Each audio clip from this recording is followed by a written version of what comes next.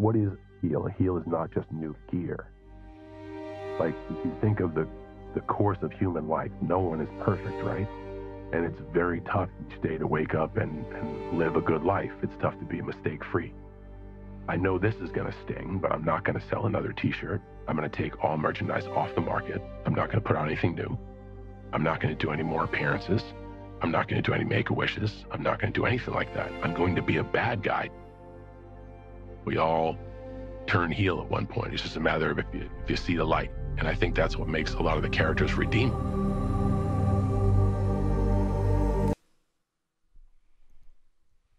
Ça va pas être évident d'en parler.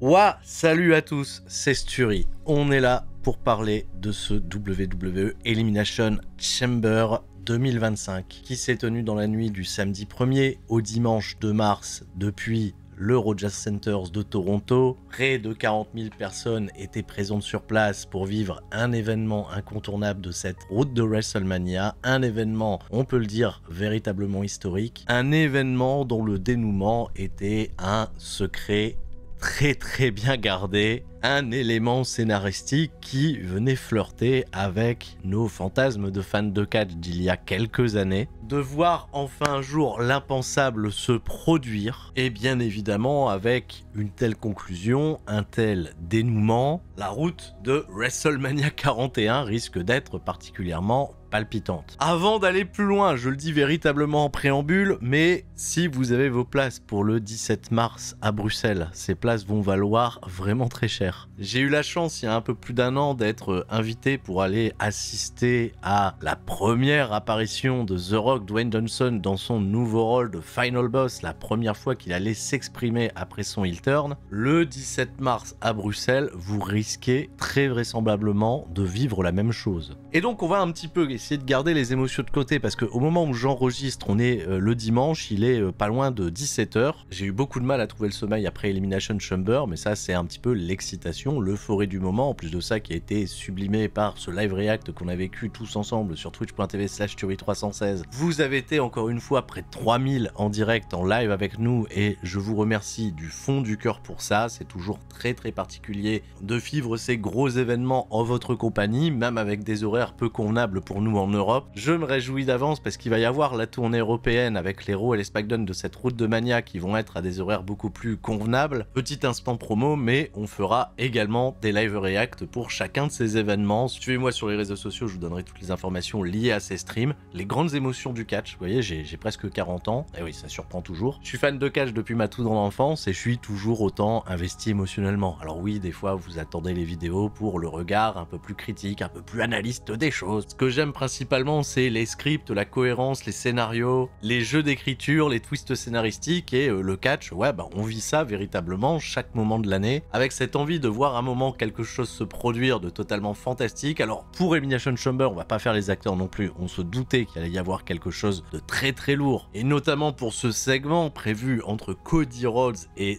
The Rock. Est-ce que Cody Rhodes allait vendre son âme au diable? Le scénario, il était devant nous, il était tellement obvious à plein d'endroits. Alors on perd pas de temps, on est parti. La review complète et détaillée, je le précise encore une fois, un peu à chaud, de ce Elimination Chamber 2025. C'est le moment de se poser la question, qu'est-ce qui s'est passé?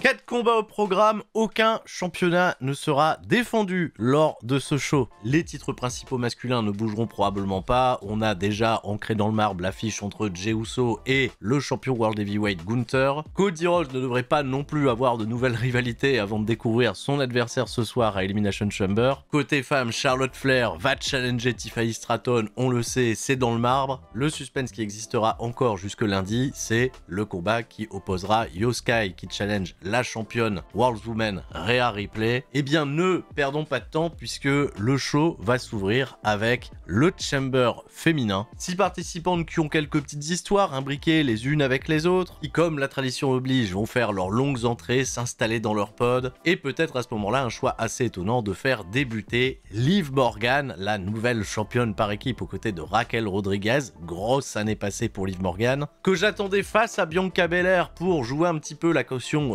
workrate sur toute la longueur de cette Elimination Chamber. Eh bien non, c'est sa partenaire Naomi qui a été désignée à cette position, et oui, elle n'a pas été désignée sans raison. Alors que la cloche a retenti et que bizarrement les arbitres n'ont pas encore verrouillé la cellule, résonne dans l'arène immédiatement, comme ça, fin du suspense, fin des mystères, la musique de Jade Cargill qui fait son retour à la WWE, grosse emphase des commentateurs pour dire oh là là, le visage de Liv Morgan qui se décompose. Jade Cargill qui est restée dans le silence sur la personne qui l'aurait attaqué il y a un peu plus de 3 mois. Elle arrive de manière totalement déterre au ring, face à face un court instant avec une Liv Morgan qui est totalement effrayée, mais c'est Naomi qui sera la cible de Jade Cargill, qui va la pulvériser sous les gros chants holy shit. La stupeur, bien évidemment, un scénario qui n'avait pas été exclu par la plupart des fans. Beaucoup suspectaient encore Naomi qui a cherché par tous les moyens de s'en défendre, alors que même dans le scénario de WWE, personne ne l'avait véritablement accusé. Et cette attaque de Jade Cargill qui s'est produite en plus de ça sous les yeux d'une Bianca Belair qui était enfermée dans sa pod et qui était sous le choc, totalement submergée par ses émotions, avec plein de questions dans la tête. Le pire pour elle, c'est qu'il y avait tout un combat à mener derrière et elle a juste assisté impuissante à une Jade Cargill qui a défoncé une meuf à qui elle pourrait peut-être plus jamais faire confiance. Aucune lutteuse impliquée dans le match ne va s'en mêler, il y a quelques officiels qui finissent par les séparer, l'assaut de Jade Cargill était particulièrement convaincant. Naomi va être déclarée inapte à poursuivre le combat pour des raisons médicales, elle va être escortée en civière et pas de remplaçant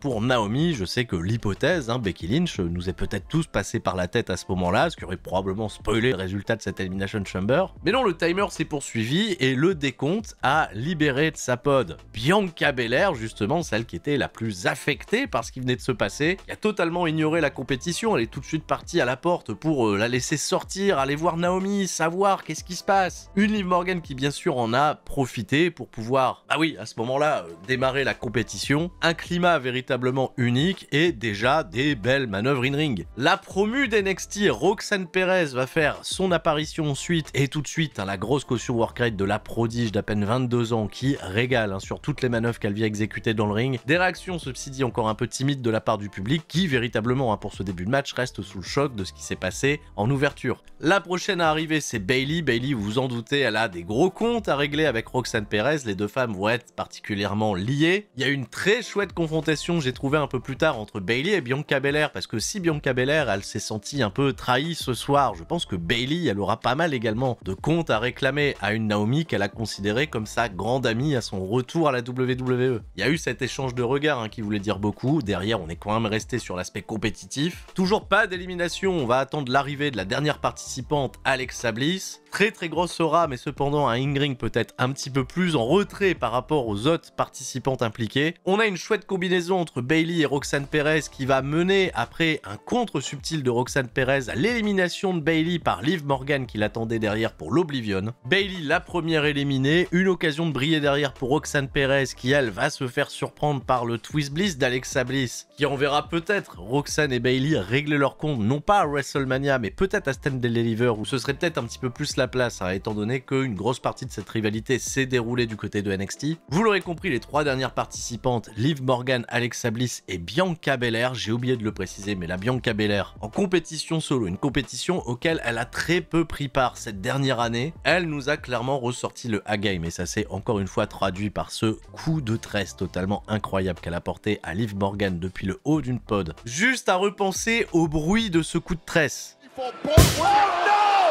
Oui, avec toutes mes excuses, j'exagère un peu, mais je l'ai véritablement ressenti comme ça. La marque sur le corps de Liv Morgan. On va pas se mentir, Liv Morgan, ça a été probablement la MVP de ce combat. Elle a un step-up qui est incroyable ces derniers temps. Très à l'aise dans ses configurations de multi-woman match. Alexa Bliss, après avoir éliminé Roxanne Perez, c'était très chouette de la voir posée, assise au milieu du ring, dégageant énormément d'aura, énormément de mystique. Elle se fera malheureusement piéger par un roll-up de Liv Morgan qui s'est servi en plus de ça de la tresse de Bianca Bianca Belair pour appliquer plus de pression tombée. Très très smart pour protéger Alexa Bliss dans la défaite. On va donc conclure entre Liv Morgan et Bianca Belair qui sont là depuis le début. Une succession de contre des finishes plutôt fluides, mais c'est Bianca Belair qui finira par l'emporter avec son KOD. 30 très très bonnes minutes avec plusieurs niveaux d'intensité au niveau de l'histoire qui a été racontée. Alors oui, c'est pas toujours facile de commencer avec un gros élément shock value pour réimpliquer tout le monde émotionnellement, ça prend un petit peu de temps, mais les choses ont très très bien été faites. Et oui, on va peut-être tout de suite déjà se projeter vers l'avenir avec une Rhea Ripley qui va attendre Bianca Belair sur le stage d'entrée, parce que Bianca Belair évidemment elle va penser à tout ce qui s'est passé avec Naomi, bah t'as quand même décroché un ticket pour aller à WrestleMania, pas face à n'importe qui. Mais on n'oublie pas l'affiche de lundi à Monday Night Raw parce que Io Sky également va venir sur le stage d'entrée. Tous les scénarios sont encore possibles, on attendra ce qui se passera lundi à Monday Night Raw. Il y aura évidemment un Raw recap pour en parler. Et quelle que soit la configuration choisie par WWE, la qualité in-ring sera clairement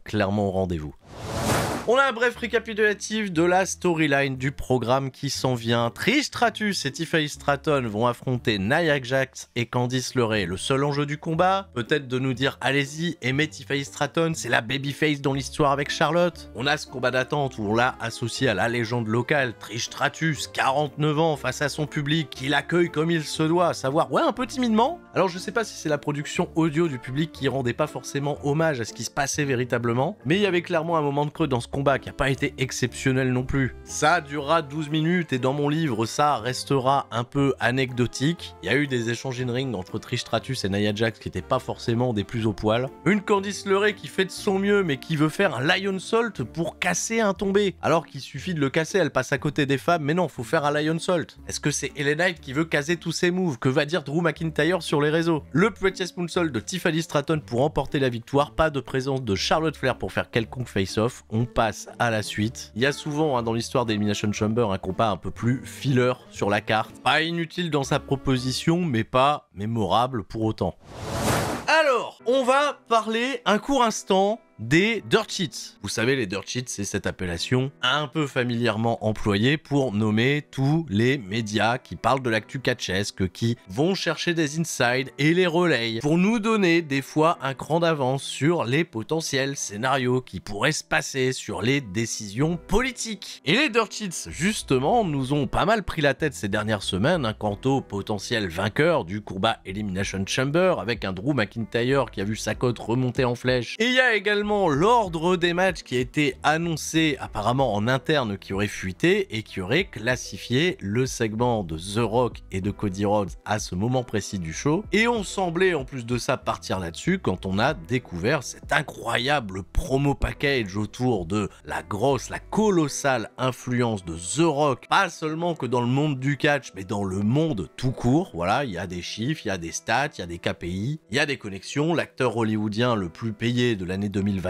le boss final du game, son statut il l'a mérité, il peut être heel, il peut être face, il peut t'insulter, il peut te féliciter, il peut te demander comme ça sans scrupule de lui remettre ton âme. Il se passe véritablement un gros truc quand The Rock se retrouve impliqué. Mais c'est pas pour maintenant. Bah non, on a eu le droit à l'autre promo package qui annonçait le combat entre Sami Zayn et Kevin Owens. Une histoire très forte, je vais pas revenir là-dessus, toute leur vie est liée. Un détour logique dans le programme bien sûr parce que Kevin Owens s'en est pris à toutes les personnes qui ont aidé Roman Reigns. Il avait pardonné Sami à ce sujet-là en disant c'est normal, t'es d'un naturel gentil. Mais par contre, il a pas apprécié qu'au Royal Rumble, il en ait fait beaucoup plus pour venir en aide à Roman Reigns et pas du tout pour lui lorsqu'il affrontait Cody Rhodes. C'est ça qui l'a fait vriller. On nous avait promis de la grosse violence dans un combat non sanctionné et non, ce sera pas le main event. Non, on n'a pas éteint les lumières, on les a pas rallumées. Mais WWE a fait quelque chose finalement de spécial pour l'habillage de ce combat. Une ambiance tamisée totalement différente. Les turnbuckles des coins de ring ont été camouflés, il n'y aura pas de logo WWE apparent et pas non plus de maillot d'arbitre floqué aux couleurs de la WWE. En effet, petite victoire à ce niveau-là. Il y aura quand même les commentateurs en place pour nous narrer les histoires et Kevin Owens, Sami Zayn, bien évidemment, il y a un magnétisme qui opère tout de suite sur la foule de Toronto qui s'est beaucoup plus impliquée émotionnellement sur ce combat que sur le précédent, vous en doutiez peut-être. Une grosse bagarre qui va rapidement se délocaliser à l'extérieur du ring, petit tour de de foule, un Sami Zayn qui passe Kevin Owens à 2 reprises à travers des tables qui se trouvaient là avec des détritus, c'était un peu impressionnant. Retour au ring avec 2 tables qui ont été positionnées à l'extérieur du ring que Sami Zayn va aller se manger de plein fouet après une petite cascade depuis la 3e corde. Et à ce retour dans le ring, on a clairement assisté à une escalade de la violence et à des spots de plus en plus impressionnants. On va impliquer des crosses de hockey, des chaises à plein d'endroits, un Sami Zayn qui va prendre le dessus, tenter son Helluva Kick sur un Kevin Owens qui va tirer l'arbitre pour le mettre à sa place. Vous l'aurez compris, on a un ref bump.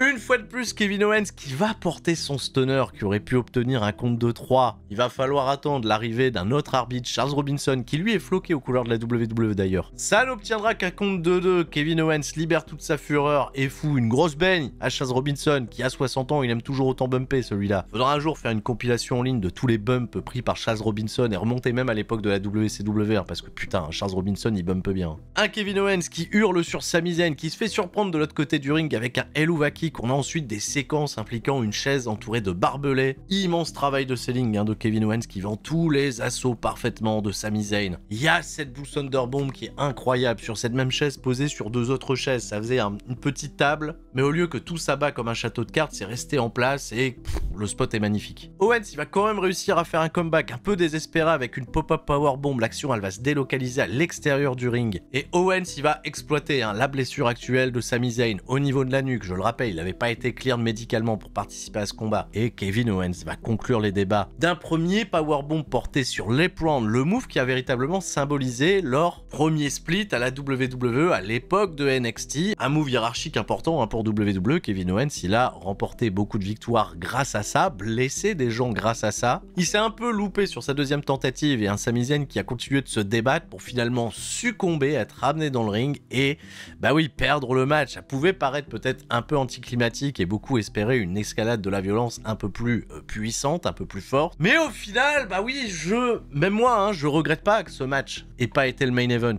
Au vu de ce qui se passera plus tard, Kevin Owens et Sami Zayn, ils ont respecté leur place sur la carte, ils ont offert un immense spectacle, ils ont correctement réinvesti le public, et ça ne va pas s'arrêter là, puisque Kevin Owens voulait poursuivre l'assaut et mettre clairement fin à la carrière de Sami Zayn, en tentant de lui porter peut-être un piledriver à l'extérieur du ring sur le béton. Voilà, on avait retiré les tapis de protection, piledriver, béton, musique. Et ben oui, de Randy Orton, et j'ai trouvé ça malin de faire revenir Randy Orton après le match pour pas non plus gâcher le moment qu'il y avait entre Kevin Owens et Sami Zayn, très personnel. Ah oui, Kevin Owens s'est fait beaucoup d'ennemis, le retour de Randy Orton était particulièrement attendu et bien sûr, Randy Orton va faire passer un sale quart d'heure à Kevin Owens, lui porter un RKO. Il va aller chercher une chaise pour le terminer, mais va se rappeler qu'il a un move dévastateur qui met fin à des carrières. Tout le stadium va retenir son souffle quand Randy Orton a fait quelques pas vers l'arrière et était prêt à armer son pun kick qui va être sauvé in extremis par le service de sécurité qui est venu s'interposer aux plus grandes dames du public. On va garder ce moment-là, je pense, pour WrestleMania. Toujours bien un petit peu de construire le catch avec de la grosse frustration. La frustration, quoi qu'il en soit, on la libère hein, sur le ring directement avec un Randy Orton qui fait une tournée générale de RKO sur tous les membres de la sécurité. Des membres de la sécurité qui potentiellement, un lundi, en reprenant le taf, vont dire à leurs collègues « Alors t'as fait quoi ce week-end ?» Ça va, je me suis pris un RKO de Randy Orton.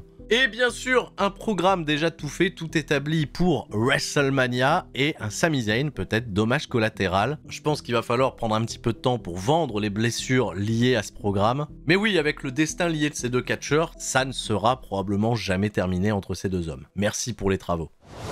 Elimination Chamber masculin, ça y est, les 6 participants vont prendre place pour déterminer l'aspirant numéro 1 au championnat indisputé WWE de Cody Rhodes. J'avais spéculé sur les 2 premiers participants étant Seth Rollins et CM Punk pour faire revivre le feu sacré de leur programme qui avait abouti à une victoire de CM Punk le 6 janvier dernier à Monday Night Raw pour la première sur Netflix. Et bien pour Seth Rollins, je n'avais pas tort, en revanche il va commencer ses hostilités aux côtés de Drew McIntyre. À noter sur les entrées, la hit colossale que s'est mangé un Logan Paul qui a défié le peuple canadien en venant au ring avec un drapeau américain. Il y avait déjà eu quelques hues sur l'hymne américain avant le début du show. Contexte politique, je vous laisserai aller vous documenter, c'est pas l'amour fou en ce moment entre les États-Unis et le Canada. Grosse concentration sur le visage de Damian Priest qui fait figure clairement d'outsider dans ce combat. Quelques taquineries bien sûr sur l'entrée de CM Punk qui va tout de suite aller se confronter à un Logan Paul avec qui il a échangé quelques mots plutôt pas très doux et tenter de se venger de l'élimination du Royal Rumble. Un John Cena bien sûr accueilli en héros, c'est dur à dire ça. Le t-shirt de la dernière tournée est aux couleurs en plus de ça du Canada. L'acting, les sourires, la nostalgie, allez Stu, on embarque pour la dernière. Tu ressens cette grosse énergie au moment où il arrive, où il pénètre dans son tout dernier combat Elimination Chamber. Lui qui s'était fait discret dans la construction de ce programme, à part cette conférence de presse post-Royal Rumble où il avait dit, un peu froidement souvenez-vous, qu'il allait profiter de son statut légendaire pour obtenir sa qualification, ce qui avait beaucoup gêné les autres participants au combat. Mais à l'époque, voilà, c'était John Cena, on n'a pas trop réagi, on s'est dit, bon, allez, c'est vrai, il est légendaire, il peut se permettre, et puis c'est la tournée d'adieu. On t'a vraiment beaucoup pardonné beaucoup de choses, John. Tu te rends compte tout ce qu'on t'a pardonné? Ah, quand t'as suivi toute la carrière de John Cena Winslow,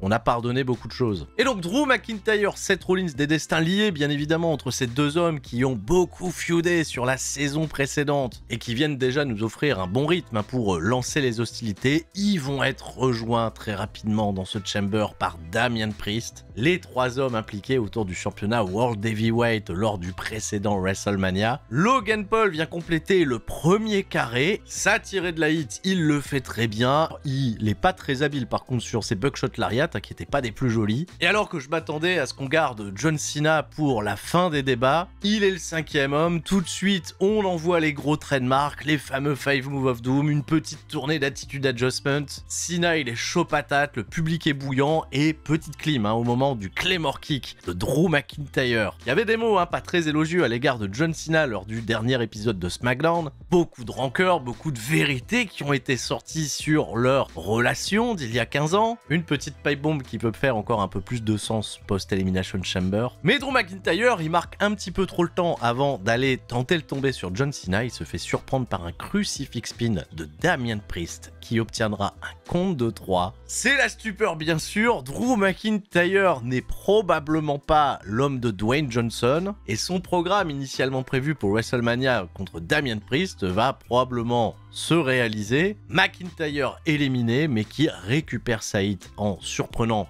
Damian Priest avec un nouveau Claymore Kick. Ça sera Logan Paul qui conclura d'un frog splash depuis le haut d'une pote pour l'éliminer. Vous l'aurez compris, CM Punk n'a pas encore fait son arrivée, qu'on a 2 éliminations. Et Logan Paul, bien sûr, il a la confiance. Il attend CM Punk de pied ferme, qui à peine sorti lui met une gigantesque dérouillée. Ça faisait du bien à voir. Pas le temps de cancaner, go to sleep, 1, 2, 3, au revoir Logan Paul. Et le trio final pour cette Elimination Chamber, John Cena, CM Punk, Seth Rollins. Schéma un peu intéressant où les vétérans ils se sont mis à 2 contre 1 contre Seth Rollins pour l'isoler et se permettre d'avoir ce face-off qu'on attend potentiellement depuis 2011. Faire revivre le moment assez légendaire d'un programme qui nous avait tous beaucoup marqué à l'époque. Avant de partir au clash, il y a la poignée de main proposée par John Cena et un CM Punk qui va répondre d'un hug. C'est le câlin, c'est beau, c'est un peu surprenant. Après on met tout ça de côté et c'est parti, gros kick fight entre les deux hommes. Une très très bonne séquence finalement remportée par John Cena qui va réussir l'attitude adjustment mais qui n'obtiendra qu'un compte de 2, super CM Punk pour le coup. Rollins il va venir se débarrasser de Cena en l'envoyant dans une pod et il va reprendre son gros programme contre CM Punk bien sûr, et là il y a toute la rage, toute la colère, toute l'animosité. Ça y est, on se livre, on y va à cœur joie. Seth Rollins,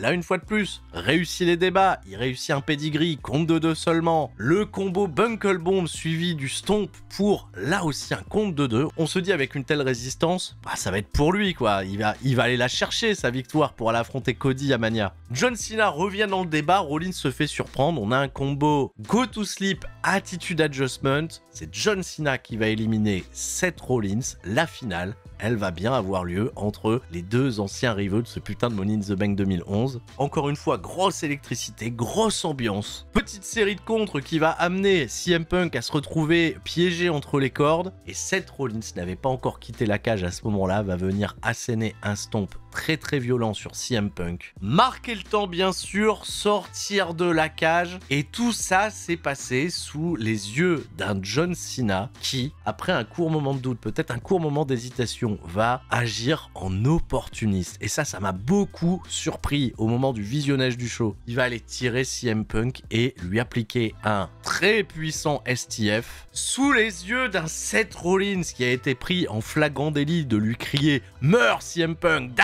die, die. Ça, c'est très nouveau à la WWE, hein. C'est des mots qui n'étaient pas véritablement utilisés à l'époque, notamment à cette époque de la PG era. Et puis quoi, enfin, John Cena, faut pardonner, faut se dire, ok, c'est le main event de Mania, je suis opportuniste, je vais aller au bout, donc on va accepter, on va laisser passer ça. Je me suis dit, c'est pas possible, CM Punk il va résister, mais c'est appliqué avec beaucoup de pression ce STF. Et finalement, l'arbitre prend la décision de déclarer John Cena vainqueur de ce combat. J'y croyais pas véritablement, hein, c'était un peu la stupeur. CM Punk, son rêve d'aller main eventer Mania, s'envole totalement et il se retrouvera probablement mêlé au programme, le liant à Seth Rollins qui va aussi certainement le lier à Roman Reigns. Et de ce fait, je me pose encore des questions, hein, sur la fameuse faveur que Paul Heyman avait accordée à CM Punk pour avoir aidé Roman Reigns au Survivor Series. Vous connaissez l'histoire. Bah non, il n'y a pas de Paul Heyman, il n'y a pas de main event de Mania pour CM Punk. Il y a des interrogations, des wagons à raccrocher bien évidemment. Et John Cena va pas être juste un finaliste comme au Royal Rumble, il a gagné cette Elimination Chamber. Un peu de ce fait tiré par les vaches, il y a eu un service in-ring assez mini, j'ai trouvé. C'était beaucoup de trademark, du bon selling, du bon acting, toujours un peu surjoué parce que c'est John Cena, on lui a dit, on lui pardonne tout.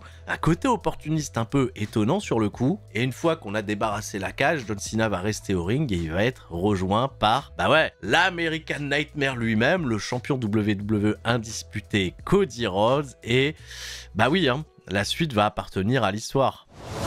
On a appris, hein, selon Fightful, que, en effet, WWE avait communiqué faussement sur l'ordre de la carte pour piéger en quelque sorte les Dirt Sheets, et il y avait très peu d'informations qui ont circulé quant au dernier événement de cette soirée. Donc dans le ring, John Cena et Cody Rhodes se congratulent, ils ont sécurisé le main event de WrestleMania certainement la nuit 2. Je suis excité, pas pire pas mieux en fait, parce qu'il va fatalement se passer quelque chose avec The Rock qui va peut-être nous faire quitter le prisme de cette affiche juste jolie, Star Power, Babyface contre Babyface. Et ben voilà quoi. La musique de The Rock, remixée cette fois-ci avec le thème de WrestleMania interprété par Travis Scott qui est présent sur place et qui rentre même avant Dwayne The Rock Johnson. Sa ceinture de champion hardcore, il n'y a pas de cigarette douteuse dans la main. Il est quand même un petit peu planant, hein, Travis Scott, hein, vous connaissez peut-être le personnage. Et The Rock qui fait son arrivée à ses côtés, le boss final du game, grosse aura bien sûr. Ça remonte l'allée lentement, des plans bien évidemment sur la tête de Cody Rhodes, sur un John Cena qui, bah ouais, de ce fait se retrouve un petit peu le troisième homme dans cette affaire. Le troisième homme! Ah ouais, peut-être que c'était sous nos yeux depuis le début. On laisse la pression retomber un petit peu, en fait elle retombe jamais cette pression, c'est juste la musique qui s'arrête. The Rock va donc demander à Cody Rhodes, il est temps pour toi de prendre ta décision. Il affirme même, hein, tu vas me donner ton âme, on va s'embrasser, ça va être quelque chose, tu deviendras ma possession. Il lui a fait avant ça, hein, la petite caresse sur la joue qui était assez malaisante. Je pense que c'est assez volontaire de se retrouver dans ce climat un peu malaisant. Et il y a Travis Scott en fait qui est aussi avec eux sur le ring. Et Travis Scott, putain, je l'ai observé pendant tout le truc. Le mec va commencer à brûler quelque chose. On s'est dit encore une cigarette mal roulée, qu'est-ce qui se passe? Et en fait pas du tout. Pat McAfee, il a évoqué qu'il brûlait de la sauge. Alors j'étais un peu surpris quelque part parce que la sauge, j'en ai, hein, ça émet beaucoup de fumée quand ça brûle. C'est fait généralement pour purifier un endroit. C'est censé quelque part attirer de bonnes énergies. En fait c'est pas de la sauge qu'il a brûlé. Ce qu'il a brûlé en réalité c'est du Palo Santo. Alors merci à Ludivine parce que c'est elle, hein, qui m'a briefé sur ces trucs là, sur ces trucs un petit peu de sorcière là. En fait il y a des vertus un peu similaires, hein, autour de la purification. Il y a un côté peut-être une dimension un peu plus spirituelle avec le Palo Santo. Et dans les croyances chamaniques on utilise ça également pour entrer en contact avec des divinités. Et en fait, ça a été très surprenant de l'observer se recouvrir, s'enduire un petit peu de la fumée de ce truc, parce que, bah ouais,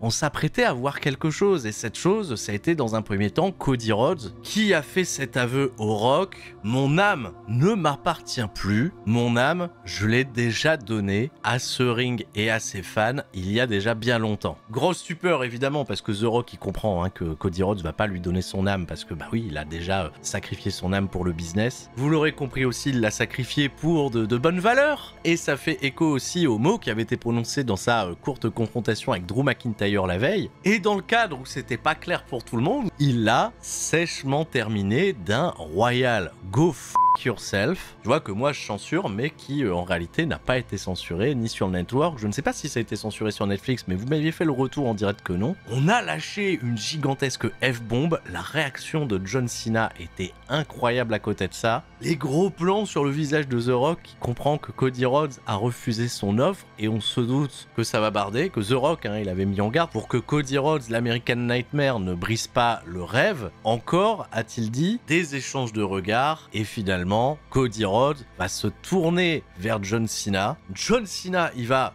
évidemment, d'une poignée de main, puis d'un câlin, féliciter l'acte de Cody Rhodes. T'es resté toi-même, t'es resté intègre, t'es droit dans tes pompes. C'est vraiment toutes les valeurs qu'a incarné John Cena ces 20 dernières années plus. Et la production caméra, le travail d'acting, tout s'est fait sous nos yeux, quoi. L'échange de regards entre Dwayne The Rock Johnson et John Cena, un visage de John Cena qui s'est littéralement transformé et décomposé sous nos yeux. Cody Rhodes le voit pas cependant, The Rock, il fait signe, bah ouais, à John Cena que c'est bon. Ils sont de mèche, intéressant les signes qui ont été utilisés, parce qu'il a terminé son code SWAT par un 2, il avait terminé son code SWAT par un 3 lors de Bad Blood. C'est Bad Blood, le wagon qu'on n'avait pas encore su véritablement rattacher. Et la suite, ouais, John Cena, il s'est écarté de Cody Rhodes, il lui a souri avant de lui mettre un gigantesque low blow, un grand coup de pied dans les balls. Et vraiment, c'était la stupeur, c'était la consternation. J'ai pas eu l'impression qu'il y a eu une euphorie autant palpable que le coup de chaise de Sami Zayn dans le dos de Roman Reigns. Il y a eu une production audio à l'époque que j'avais trouvé assez géniale, assez fascinante. Là, en effet, il y a 40 000 personnes à Toronto. Toronto, c'est quand même une place qui a vécu des moments historiques pour le catch. Il y a eu beaucoup de références d'ailleurs qui vont être faites à The Rock contre Hulk Hogan avec le match du double turn à WrestleMania 18, un gros classique que je vous recommande si vous l'avez pas vu. En fait, il y a tellement de dépit dans la salle, il y a tellement une situation où c'est what the fuck. Bien sûr, il va y avoir des chants holy shit, mais John Cena, en fait, il s'est totalement transformé. Il y a ce plan où Cody Rhodes il s'effondre par terre. Travis Scott, voilà, on s'embaume, on s'en met partout. Qu'est-ce qui se passe? Juste The Rock, John Cena qui ont l'air, alors pour le coup, totalement dépossédés de leur âme. Tu sais, c'est un petit peu comme ces œuvres de science-fiction où tu vois des êtres humains remplacés par leur alter ego extraterrestre. Tu vois, un peu dans le mythe, là, des êtres humains remplacés par des cyborgs, là, j'en sais rien, par des robots. John Cena, à ce moment-là, il était totalement méconnaissable. Qu'est-ce qui se passe? Et il va se servir de la montre de Cody Rhodes pour le frapper avec, tel un coup de poing américain. Cody Rhodes, il va finir en sang après un coup de ceinture porté par John Cena. C'est ponctué à la prod de quelques regards de The Rock qui est totalement satisfait de ce qui est en train de se passer et qui commandite véritablement, certainement la plus grosse escroquerie de l'histoire du catch. Le selling de Cody, il est incroyable. Travis Scott, il va commencer à tirer le bras de Cody Rhodes. Qu'est-ce qu'il veut celui-là? Il lui relève la tête, il le regarde. Il y a John Cena qui lui rabaisse la tête avec une véritable position autoritaire de dominant. La grosse baffe de Travis Scott sur Cody Rhodes et The Rock évidemment passe à l'action. Il sort sa fameuse ceinture sur laquelle il a écrit l'âme de Cody. Il a commencé à lui mettre des grands coups de latte dans le dos. Et là, tout fait sens quoi. Toutes les interrogations qui avaient été soulevées autour de la potentielle participation de The Rock, son implication dans la route de WrestleMania 41, la manipulation dont il a fait preuve pour se rapprocher d'un Cody avec qui il feudait l'année dernière, pour finalement le piéger en comptant sur le heel turn de John Cena. Alors je sais que ce heel turn, il va être fatalement comparé à plein d'autres heel turns historiques dans l'histoire du catch, dont celui notamment de Hulk Hogan en 1996 qui à la WCW rejoint la NWO. Alors il y a des points de comparaison assez intéressants, la NWO, Hulk Hogan, Dennis Rodman, là c'est quoi? C'est The Rock, Travis Scott, qu'est-ce qui se passe? Les enjeux étaient quand même assez différents à cette époque-là puisque le turn de Hulk Hogan était surtout une décision politique à l'époque. Et ça a été documenté, il y a eu quand même un processus d'acceptation pour Hulk Hogan assez long pour embrasser totalement un côté méchant auprès du public. Lui qui avait été cependant un méchant tout au début de sa carrière, mais bon, l'a surtout connu pour la Hulkamania qui a vécu une bonne dizaine d'années, qui avait quand même tendance à s'essouffler un peu. John Cena, c'est un peu différent parce que depuis la fin d'année 2003, il était clairement babyface à la WWE. Il est devenu le visage de cette compagnie et même face à la pression du personnage un peu trolliste, un public qui voulait et qui idéalisait ce moment de le voir peut-être tourner heel un jour, et apparemment John Cena il était proche de faire ce heel turn à l'époque dans son premier programme avec The Rock, la direction de Vince McMahon ça a été de le conserver dans ce statut de babyface, et c'est peut-être la plus belle histoire qui a été racontée avec John Cena, c'était à chaque fois de résister au côté obscur, de ne jamais se soumettre à la haine, coucou le programme avec Kane, on veut l'oublier, le programme avec Kane il n'était pas forcément super, de rejoindre ce côté obscur, ça avait été également suggéré dans ce programme face à Bray Wyatt, à qui on pense très très fort je pense aujourd'hui, mais tu vois ça arrive à la fois au pire et au meilleur des moments de sa vie, sa tournée d'adieu, le moment où tout devait être parfait, toutes les planètes devaient s'aligner pour qu'on vive un dernier run chargé de très très grandes émotions. John Cena, je pense que bien plus que nous, tous réunis, il a peut-être encore plus idéalisé ce moment. Toute sa carrière, il a dû penser à ce moment précis où tu fais un heel turn. J'imagine aucun catcheur aujourd'hui, aucune star babyface, à quelconque niveau de l'industrie, ne pas être tenté d'incarner un jour ou l'autre le méchant dans l'histoire. Et voilà, c'est les paroles de John Cena que vous avez entendues au tout début de la vidéo, dans une interview qu'il avait livrée à Chris Van Vliet. Ça date en effet d'il y a pas mal de mois, mais oui, John Cena avait déjà donné de grosses indications sur son potentiel heel turn, sur comment il voyait les choses et comment en plus de ça, ça pourrait être fatalement lié à The Rock. Et pour vraiment conclure sur ce petit truc, ouais, ça fait encore plus mal quand tu vois ces images de John Cena qui, à peine quelques heures avant, rencontre encore, tu vois, des enfants malades, mais que Wish. Encore des fans de catch, oui, c'est excitant, tu vois, de voir ce genre de choses-là se réaliser sous nos yeux, mais je pense, tu vois, que le catch a aussi besoin de vrais héros, des héros intangibles, imbougeables. Et John Cena faisait peut-être partie de ces derniers grands héros du catch. Il y a juste un truc qui vient peut-être un peu me gâcher le plaisir de ce heel turn de John Cena, c'est qu'en effet, c'est sa tournée d'adieu, et je vois pas John Cena la terminer autrement qu'avec le smile, sa légendaire casquette, une émotion et une communion très très sincère avec les fans. Oui, ça sera un run de heel qui va peut-être le conduire à aller chercher ce 17e titre de champion, de rentrer définitivement dans l'histoire auprès des plus grands, parce qu'il avait besoin de ça, il y était déjà un petit peu. Mais la vache quoi, la vache, il a fallu attendre 2025 pour vivre ce moment-là, et ben putain, c'était particulièrement très très costaud.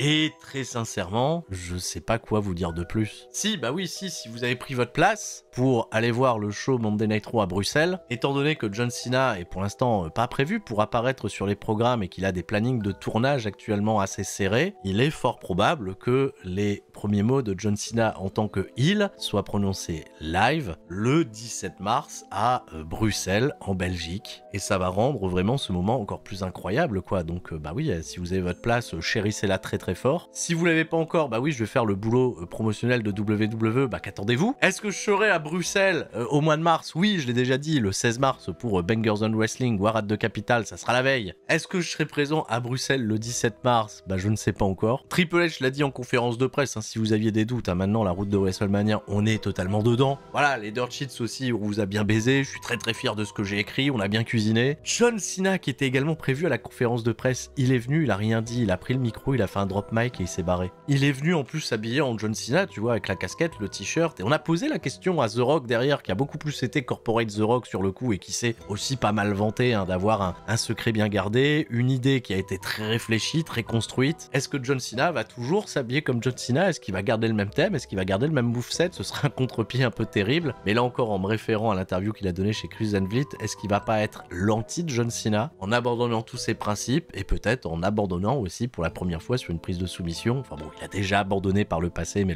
le délire du never give up est arrivé un peu plus tard. Ce qui va rendre vraiment les choses intéressantes, c'est que c'est la dernière grosse proposition artistique de John Cena, qu'on va fatalement la vivre très très intensément, et peut-être en effet que dans quelques mois, quelques années, quand on aura un petit peu quitté l'état de la forte réaction, on pourra, je pense à ce moment-là, faire plus de comparaisons avec le heel turn historique de Hulk Hogan, d'autres moments très très marquants de toute cette ère du catch, mais oui, il y a très très peu de doute, ça devrait évidemment en faire partie. Bravo pour l'Elimination Chamber, merci encore à tous de m'avoir écouté, même si vous êtes empris d'une grosse émotion, c'est aussi ça le catch, et tout le monde reste fort. C'était Sturi, ciao, bye bye.